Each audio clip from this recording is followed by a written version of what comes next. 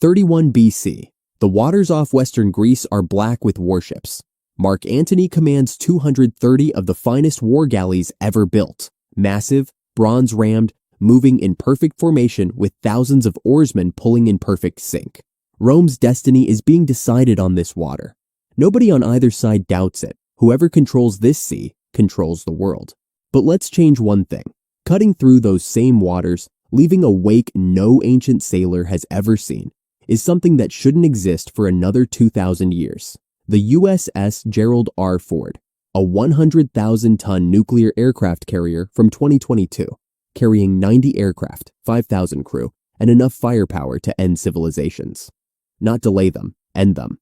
So what actually happens when the most powerful warship ever built faces the greatest military empire in human history? Let's be clear about what just appeared in ancient Greek waters. The USS Gerald R. Ford is not a warship in any sense the Romans would understand. It's a floating sovereign nation. At 1,100 feet long, it's longer than 3 football fields and taller than an 18-story building.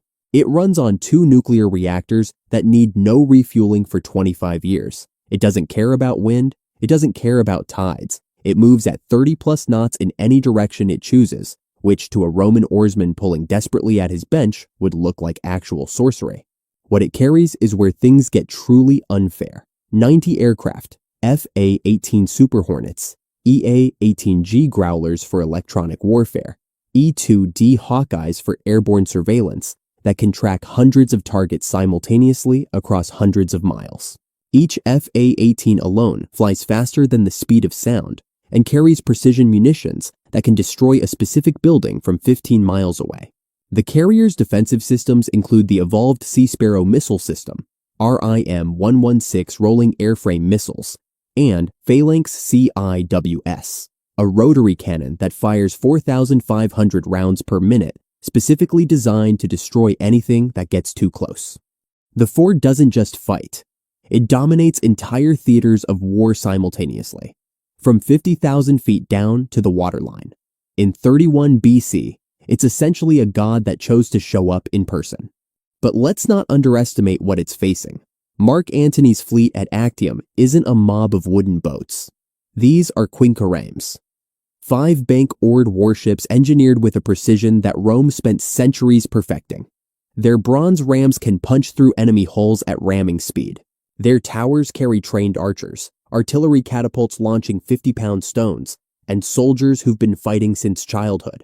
Roman naval commanders are masters of formation tactics, flanking maneuvers, and psychological warfare. They've broken entire civilizations through sheer disciplined brutality. And behind the fleet sits the broader Roman war machine, the most sophisticated logistics network in the ancient world, supply lines stretching across the Mediterranean, and an army of 70,000 soldiers on land that no naval battle alone can neutralize. Rome has survived Hannibal crossing the Alps with war elephants. Rome does not panic easily, but Rome has never seen anything like this. It starts before the Romans even know there's a threat. At 6 o'clock, the Ford launches 2 E-2D Hawkeyes. Within minutes, they've mapped every Roman vessel in a 300-mile radius. Their positions, their speed, their formation gaps. The data streams back to the carrier in real time. The Ford's combat system categorizes 230 vessels simultaneously. On the Roman flagship, a lookout squints at the horizon and sees something vast and gray that doesn't move like any ship he's ever seen. He opens his mouth to report it. He doesn't get the chance.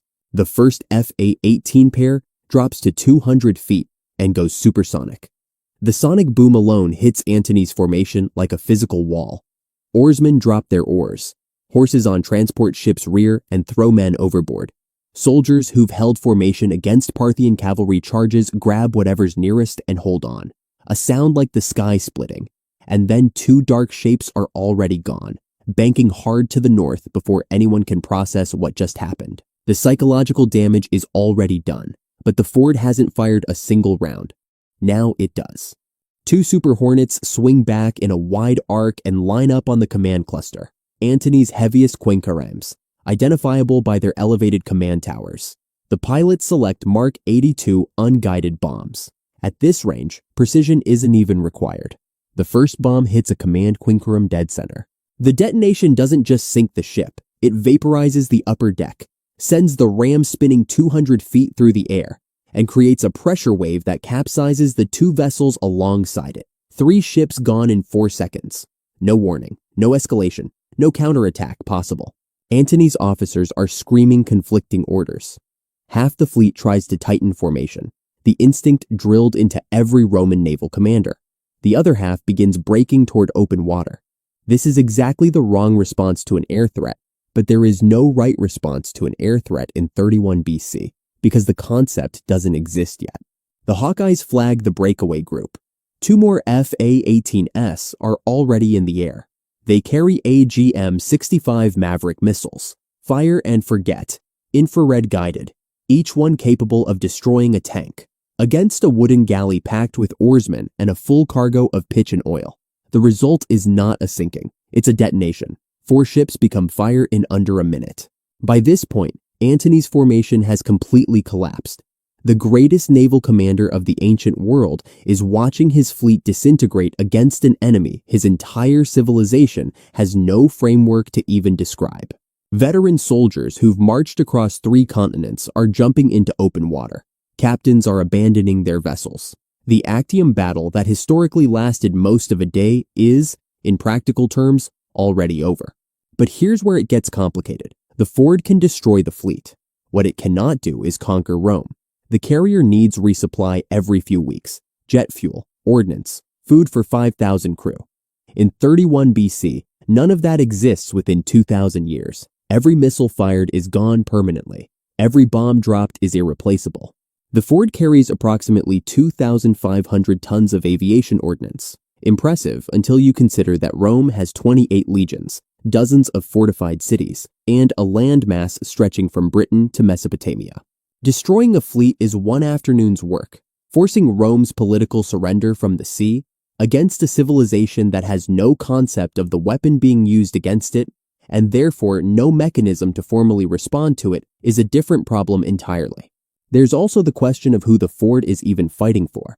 At Actium, it's Octavian versus Antony, both Roman. Picking a side in a Roman civil war from a nuclear aircraft carrier is arguably the most complicated geopolitical situation in human history. When the smoke clears over the Ionian Sea, Antony's fleet is gone, not damaged, not retreating, gone. 230 ships reduced to burning wreckage and drifting oars across 10 square miles of water. Roman soldiers who survived would later describe it in the only language available to them, divine punishment, a god of thunder and fire that needed no wind and left no survivors. Rome itself would carry on, because Rome always carries on. But the Battle of Actium, the moment that was supposed to decide the fate of the ancient world, took about 40 minutes.